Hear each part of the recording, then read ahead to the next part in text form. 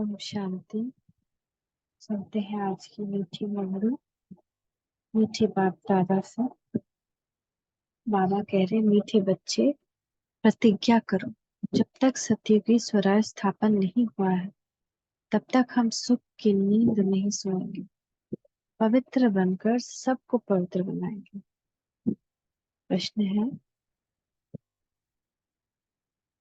Drama में कौन सी मौत होना भी संगम युग की रस्म है?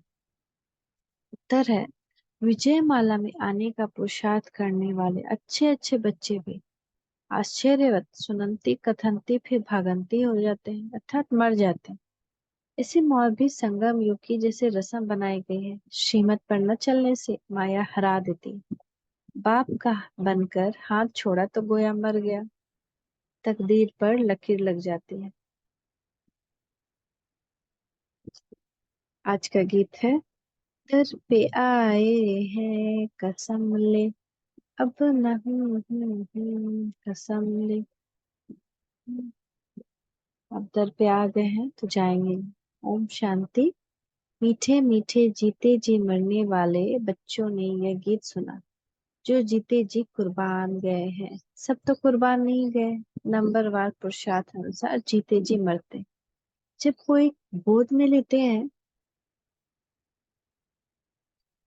या अडॉप्ट करते हैं तो एक परिवार को छोड़कर दूसरे परिवार का बनते बच्चे जानते हैं, हम आसुरी परिवार से मरकर अभी ईश्वरीय परिवार के बने। ईश्वर ने आकर गोद में लिया। अज्ञान काल में कोई ईश्वर की गोद नहीं लेते। धर्म की गुरु की गोद ले लेते। जैसे वल्लभचार्य श्री कृष्ण के मंदिर में बच्चे को श्री कृष्ण की गोद में देते हैं, परंतु वह तो है जड़ चित्र, इसलिए फिर ब्राह्मण पुजारी गोद में ले लेते हैं वैष्णव बनाने के लिए। ऐसे गोद में तो बहुत लेते हैं।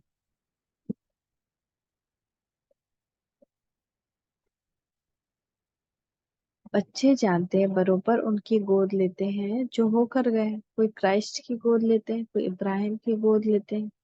कब होकर गए हैं वो फिर कब आते हैं, ये सब तुम बच्चे जानते हो। अभी तुम जीते जी मरे हो।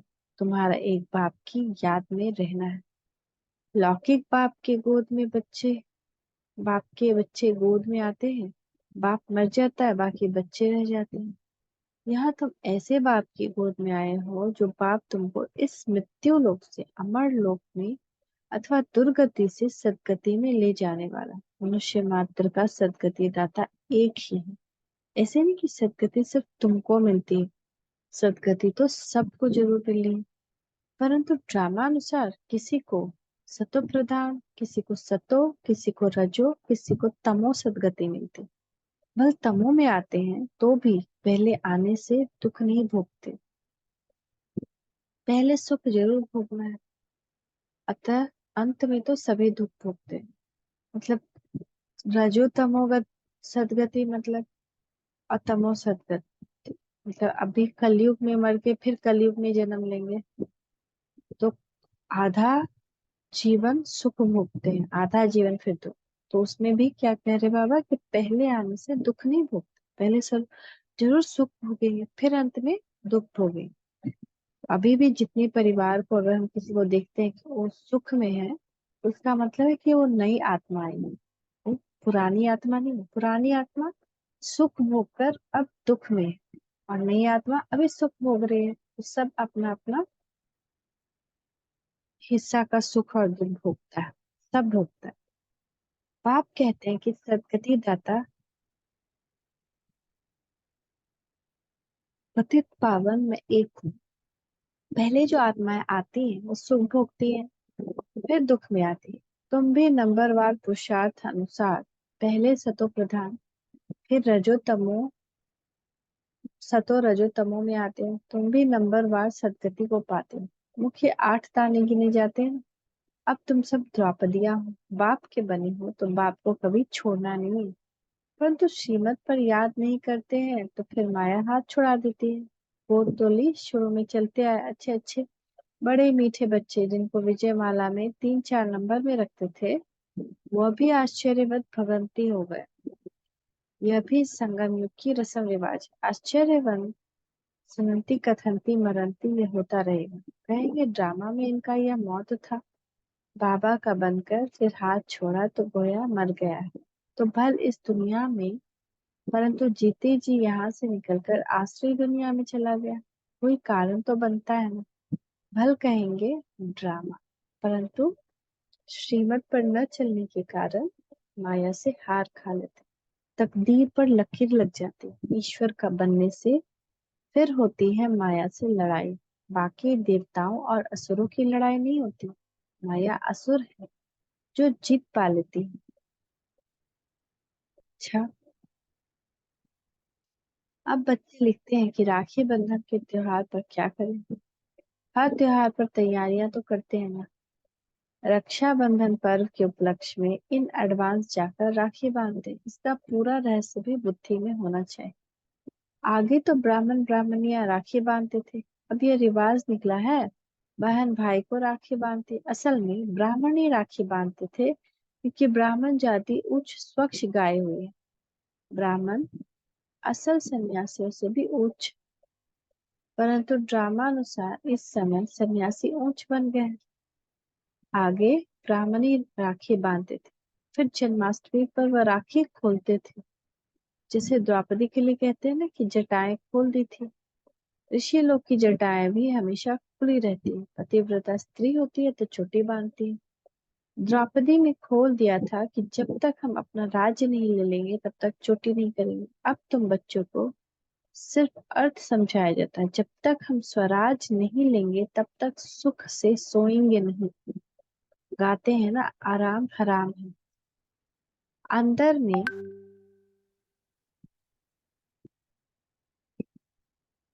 यह जोश रहता है कि जब तक स्वराज नहीं लिया तब तक सुख कहाँ। सुख तो भविष्य में पाना, इसके लिए पुरुषार्थ अब करना है। अब तुम जानते हो रक्षाबंधन अर्थात पवित्र रहने के लिए हम पवित्रता प्रतिज्ञा करते हैं। राखी अर्थात प्रतिज्ञा की बात है। अब ये त्योहार कब से शुरू हुए, क्यों शुरू हुए, कौन निकला जिसने राखी बंधन की राय निकाली। कोई एक राय निकालते हैं, फिर उनका नाम बाला हो जाता, तो ये पवित्रता की निशानी। बहन तो हुई कुमारी, कुमारियां बांधती, तुम गृहस्थी को भी जाकर बांधती। कुमार तो है कुमार, बहन भाई को बांधती है। कुमार हो व शादी किया हो, शादी किया हो फिर पवित्र रहे तो यह तो बड़ा मुश्किल है। भगवान कहते हैं कि ये अंतिम जन्म पवित्र बने तो भी नहीं बनते हैं। तो बहन द्वारा कुमार भाई को राखी बांधनी चाहिए कि प्रतिज्ञा करो हम कभी विष नहीं पिएंगे। जो है विकारी वह तो कभी विकार को छोड़ेंगे नहीं, भगवान का फरमान भी नहीं मानते। तो ये कुमार कुमारियों की रस्म चली आती है। अब तुम समझते हो यह त्योहार भी संगम युग का है। सतयुग में तो है ही सब पवित्र, वहां राखी बांधने की दरकार ही नहीं। ऐसे नहीं कि सतयुग से लेकर रिवाज चला आया है।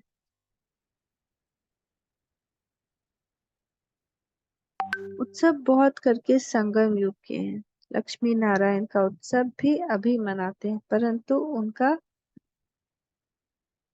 महत्व नहीं। श्री कृष्ण जयंती मनाते हैं, परंतु पहले तो श्री कृष्ण को ऐसा किसने बनाया वह बताओ, विचारों को मालूम नहीं। यह भी क्लियर कर लिखना है। उत्सव सब है इस समय, समय के सारे उत्सव अभी संगम युग की यादगार। सत्युग में ऐसा कोई बात नहीं, कोई उत्सव नहीं। वहाँ वहाँ तो हर दिन रास है। ये तो द्वापर में कुछ समय बाद फिर शुरू होता है। दीपमाला का उत्सव भी सत्युग में नहीं मनाया जाता, जिसे यहाँ मनाते हैं। यहाँ मनाने का अर्थ दूसरा है। उत्सव का महत्व कब का है, यह समझने की बात है। बच्चों को समझाया जाता है यह उत्सव इस समय के हैं, जबकि हम शिव जयंती जबकि शिव जयंती होती है। शिव जयंती के बाद फिर होता है राखी। पवित्र बनने की प्रतिज्ञा करते हैं। यह अंतिम जन्म हम पवित्र बने, भारत को अथवा विश्व को पवित्र बनाने के लिए। तुम बच्चों के लिए इस रक्षाबंधन का बड़ा महत्व है। प्रतिज्ञा की जाती है हम कभी पतित नहीं बनेंगे। अब तुम पावन बनते हो तो सिर्फ तुम पावन कुमारियों को ही हक है राखी बांधने का। भाइयों को सदैव पवित्र रहने की राखी बांधनी और इन गृहस्थियों से प्रतिज्ञा करानी है पवित्र रहने की। कहते हैं ना, पतित पावन आओ। तो जो गायन है वही प्रतिज्ञा कराते हैं, पतित से पावन बनो। बाप आकर प्रतिज्ञा कराते हैं। शिव जयंती के बाद है रक्षाबंधन। होली भी ज्ञान की है। धुरिया और होली दोनों इस समय के हैं। होली अर्थात पवित्र बनो, धुरिया माना ज्ञान धारण करो। वह फिर पत्थर ठीक कर गोबर आदि आदि बनाकर क्या क्या करते हैं। तो पतित पावन ही आकर बच्चों को समझाते हैं। जो जीते जी मरते हैं उनमें भी मातेले और सौतेले होते हैं। मातेले का हिसाब किताब जरूर बाप के पास होगा। बाप जरूर बच्चे की सब कारोबार मिल्कियत आदि को जानते होंगे। मातेले वह हैं जिनका बाप से पूरा लव रहता है। मातेले भी नंबरवार होते हैं, सौतेले भी नंबरवार। कोई कपूत तो कोई सपूत तो होते ही हैं। शिव जयंती पर भी शिव जयंती भी संगम युग पर होती है। संगम युग को भी टाइम देना चाहिए, जिसे लीप मास कहते हैं। और लीप सेंचुरी 100 वर्ष की, ये बहुत ऊंची है। लीप सदी 20वीं सदी कहते हैं ना, इनमें भी यह सदी जिसमें बाप आते हैं उसको संगम सेंचुरी कहेंगे। उथल पुथल होने में टाइम लगता है। दीपमाला भी यहाँ की है। तुम बच्चे जानते हो, शिव जयंती के बाद फिर है पवित्रता की बात। शुरू से लेकर पवित्रता पर झगड़ा चलता आया है। पवित्रता के साथ ज्ञान और योग की होली धुरिया साथ साथ है।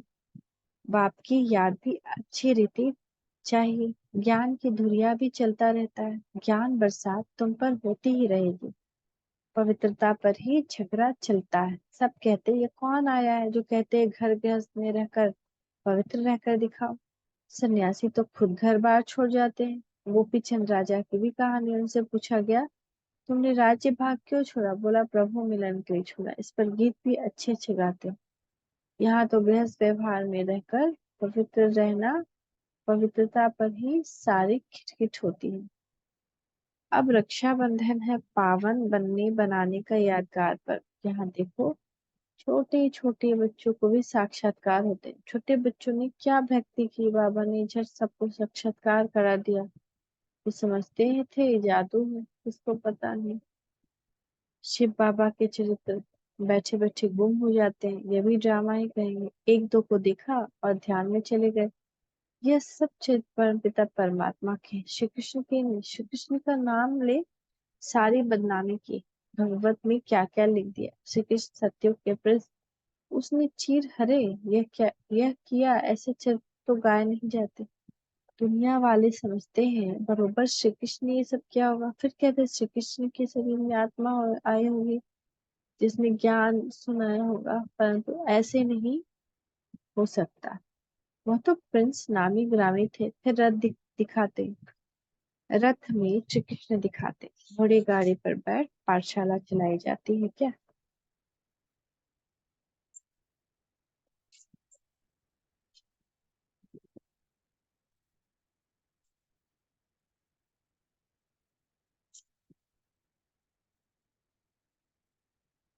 घोड़े गाड़ी में बैठ पाठशाला चलाई जाती है क्या? मतलब महाभारत में दिखाते हैं रथ पर बैठ करके गीता ज्ञान दिया। तो घोड़ा गाड़ी में बैठ करके ज्ञान तो नहीं दिया जाता।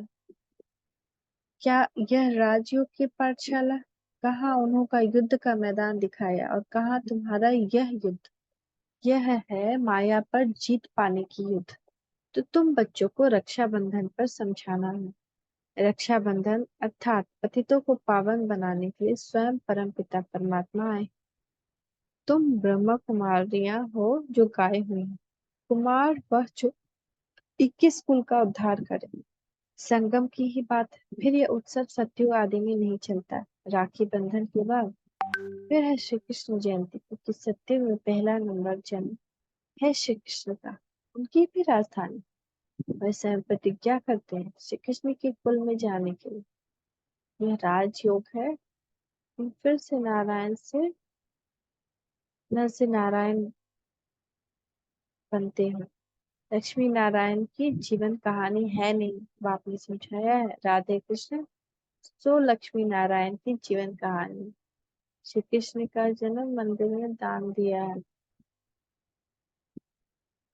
श्री कृष्ण का जन्मदिन मनाते हैं। अच्छा, नारायण जयंती कहाँ? कारण होगा ना, नारायण जयंती नहीं मनाते हैं। न समझने के कारण सारा खेल ही मुझा दिया। महत्व सारा यहाँ का। ऐसे भी मत समझो कि दीपमाला कोई सतयुग से शुरू होती है। सतयुग में तो है पवित्र दुनिया, सभी की आत्माएं जगी हुई। उत्सव अब इस समय के हैं।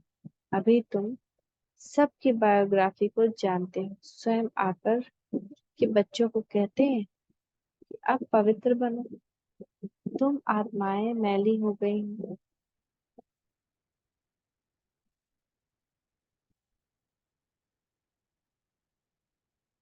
सन्यासी तो कहते हैं आत्मा निर्लेप है, इसलिए बहुत लोग कह देते हैं कि अंडा मछली आदि खाने में कोई हर्जा नहीं। सबकी अपनी अपनी रस्म रिवाज है ना। आगे काली पर मनुष्य की बलि चढ़ते थे। शिव को तो काला नहीं कहेंगे, न शंकर को कहेंगे। हाँ, ब्रह्मा विष्णु के दो रूप गोरे से काले बनते हैं। कभी भी शिव काले गोरे नहीं दिखाते या शंकर को काला गोरा नहीं दिखाते। लेकिन ब्रह्मा और विष्णु, उनका दो रूप, काला और गोरा। तो ये सब बाप बैठ समझाते हैं। अच्छा, मीठे मीठे से खिलते बच्चों प्रति माता पिता बाप दादा का याद कर गुड मॉर्निंग। रूहानी बाप की रूहानी बच्चों को नमस्ते। रूहानी बच्चों की रूहानी माता पिता बाप दादा को याद कर गुड मॉर्निंग, नमस्ते नमस्ते, शुक्रिया। ताड़ना के लिए भी मुख्य साथ पहला, बाप से पूरा पूरा लव रख, मातेला बनना है। अपना पूरा समाचार बाप को देना है। कभी भी कपूत नहीं बनना है। रक्षा बंधन का यथार्थ रहस्य बुद्धि में रख, पवित्र जरूर बनना है। माया से कभी हार नहीं खानी, पवित्रता के बल से स्वराज्य लेने की प्रतिज्ञा करनी की। आज का वरदान है, सदा मिलन के झूले में झूलने वाले तत्त्वम के वरदानी बाप समान भव। जिसे बाप दादा आप मालिकों की आज्ञा को मिलकर मनाने के लिए आते हैं, जी हाजिर का पाठ पढ़कर हाजिर हो जाते हैं। ऐसे ही तत्व अमृत वेले से लेकर दिन की समाप्ति तक धर्म और कर्म में बाप समान बनो तो सदा मिलन के झूले में झूलते रहेंगे। इस मिलन के झूले में रहने से प्रकृति और माया दोनों ही आपके झूले को झुलाने वाली दासी बन जाएंगे। सर्व खजाने आपके श्रेष्ठ झूले के श्रृंगार बन जाएंगे।